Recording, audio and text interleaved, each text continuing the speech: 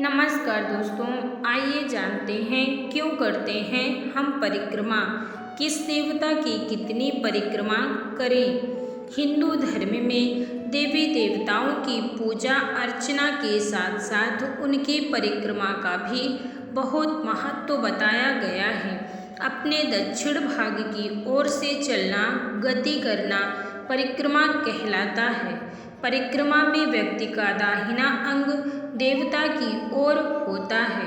हमेशा ध्यान रखें कि परिक्रमा सदैव दाएं हाथ की ओर से ही प्रारंभ करनी चाहिए, क्योंकि दैवीय शक्ति के आभा मंडल की गति दक्षिणावर्ती होती है। बाएं हाथ की ओर से परिक्रमा करने पर दैवीय शक्ति के आभा मंडल की गति और हमारे अंदर विद्यमान परमाणुओं में टकराव पैदा होता है, जिससे हमारा तेज नष्ट हो जाता है।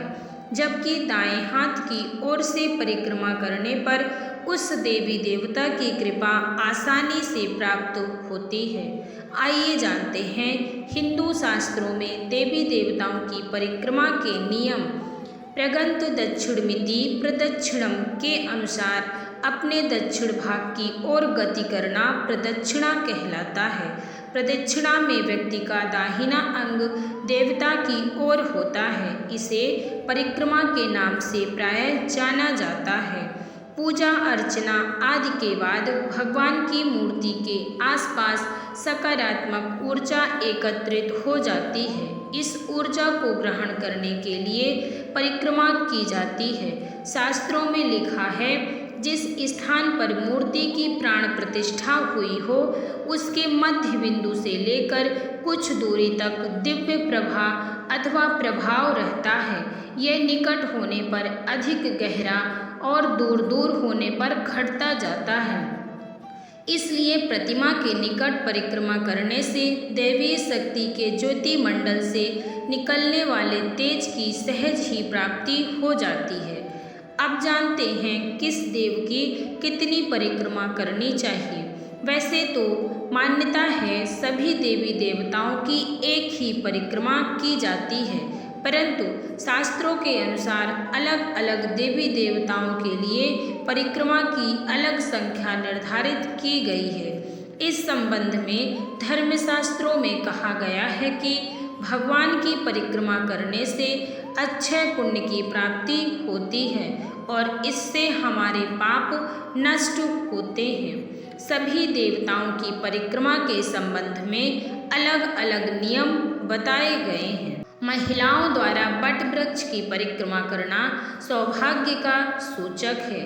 शिव जी की आधी परिक्रमा की जाती है। शिव जी की परिक्रमा करने से बुरे ख्यालात और अनर्गल स्वप्नों का खात्मा होता है। भगवान शिव की परिक्रमा करते समय अभिषेक की धार को ना लांघें। देवी माँ की एक परिक्रमा की जाती है। श्री गणेश जी और हनुमान जी की 3 परिक्रमा करने का विधान है। गणेश जी की परिक्रमा करने से अपनी सोची हुई कई अतृप्त कामनाओं की तृप्ति होती है। गणेश जी के विराट स्वरूप व मंत्र का विधिवत ध्यान करने पर कार्य सिद्ध होने लगते हैं। भगवान विष्णु जी एवं उनके सभी अवतारों की 4 परिक्रमा करनी चाहिए। विष्णु जी की परिक्रमा करने से हृदय परिपुष्ट और संकल्प ऊर्जावान बनकर सकारात्मक सोच की वृद्धि करते हैं। सूर्य मंदिर की 7 परिक्रमा करने से मन पवित्र और आनंद से भर उठता है तथा बुरे और कड़वे विचारों का विनाश होकर श्रेष्ठ विचार पोषित होते हैं। हमें भास्कराय मंत्र का भी उच्चारण करना चाहिए, जो कई रोगों का नाशक है। जैसे सूर्य को अर्घ्य देकर ओम भास्कराय नमः का जाप करना चाहिए।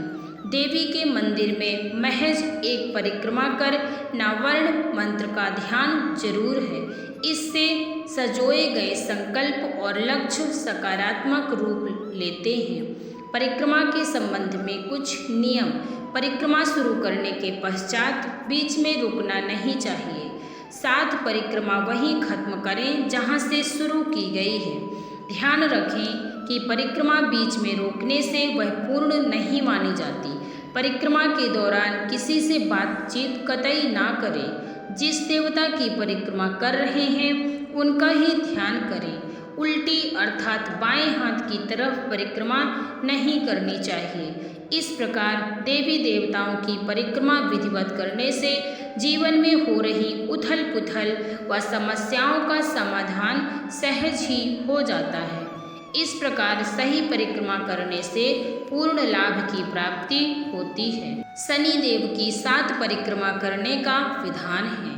पीपल और बहुत ही पवित्र मानते हैं। इस पर 33 करोड़ देवी देवताओं का वास माना जाता है। पीपल की परिक्रमा से न केवल शनि दोष वरन सभी तरह के ग्रह जनित दोषों से छुटकारा मिलता है। पीपल की 7 परिक्रमा करनी चाहिए। जिन देवताओं की परिक्रमा की संख्या का विधान मालूम ना हो उनकी 3 परिक्रमा की जा सकती हैं। 3 परिक्रमा के विधान को सभी जगह स्वीकार किया गया है। सोमवती अमावस्या के दिन मंदिरों में देवता की 108 परिक्रमा को विशेष फलदायी बताया गया है। जहाँ मंदिरों में परिक्रमा का मार्ग ना हो वहाँ भगवान के सामने खड़े होकर अपने पांवों को इस प्रकार चलाना चाहिए जैसे कि हम चलकर परिक्रमा कर रहे हों। परिक्रमा हाथ जोड़कर उनके किसी भी मंत्र का जाप करते हुए करनी चाहिए और परिक्रमा लगाते हुए देवता की पीठ की ओर पहुँचने पर रुककर देवता को नमस्कार करके ही परिक्रमा को पूरा करना चाहिए। तो आप लोगों को ये वीडियो कैसा लगा?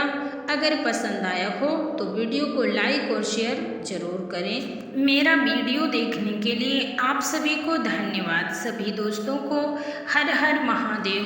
जय श्रीमन नारायण।